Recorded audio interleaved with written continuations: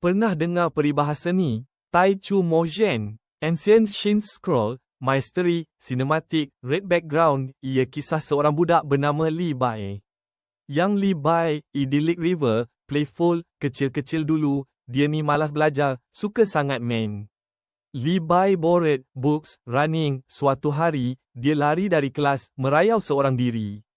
Li Bai wandering, ancient village street, tiba-tiba, dia nampak seorang nenek tua yang tekun. Old woman, riverbank, focused, gentle, nenek tu tengah mengikis batang besi yang tebal gila. Grinding iron pestle, close up hands, sparks, Li Bai hairan, nenek, buat apa ni? Li Bai curious, wide-eyed, questioning, nenek, nak jadikan jarum lah, bodoh.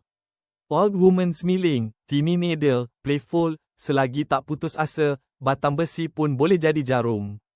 Pestle and needle comparison, symbolic, perseverance, Li Bai terus tersedar.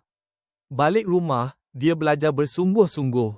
Li Bai realization, studying books, diligent, akhirnya, dia jadi penyair terhebat dalam sejarah. Adult Li Bai, writing poetry, moonlight, ethereal, pengajarannya. Jangan sesekali menyerah, faham? Text overly, never give up, motivational.